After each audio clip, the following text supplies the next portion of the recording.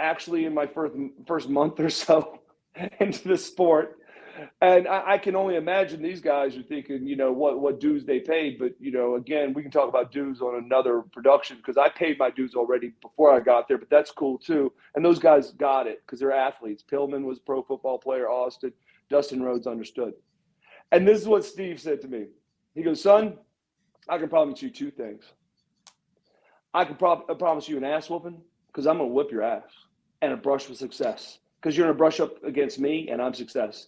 And later on, I took a bet that someone bet me I couldn't gross $1 million in any business on a $10,000 loan, and I did it. And so I decided to paint, knew nothing about it, but I was like trying to think, okay, in the yellow pages, you want your company to start with an A, like AAA painting, AA painting, Acme. Couldn't take it. Everyone got it, and I remembered that story he said, and I named it Brush with Success.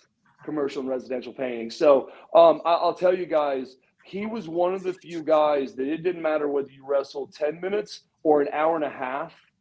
He in his mind felt he could take you to your limits no matter whom you were, stay with you mentally and physically no matter who you were. About the third month I was there, there's a saying in the business, when you're the top of the top, you could make a broom look good. And we were at a TV taping one time, and I swear to goodness, he was just messing around. There was probably 10 guys because you got to show up ultra early. So most guys are just sitting in the back, making calls, eating, stretching out, getting chiropractors work on you.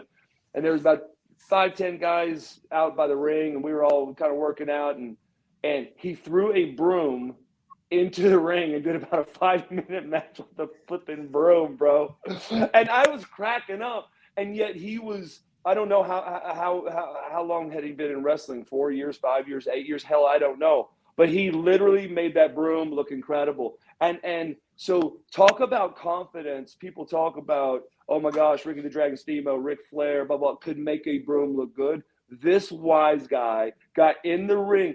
And only in front of 5, 8, 10 guys. So he wasn't doing it to say something. He was just doing because he ate and breathed and dreamed pro wrestling success this whole time. And if you guys followed his career, brother, believe it or not, we can talk about this again. He left WCW and then he went to ECW and he wasn't sure what was going on.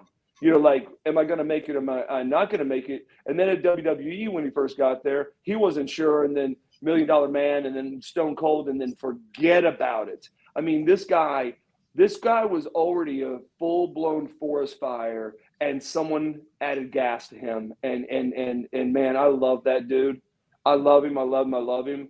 And he's as good as they get. So that's what I remember about 92.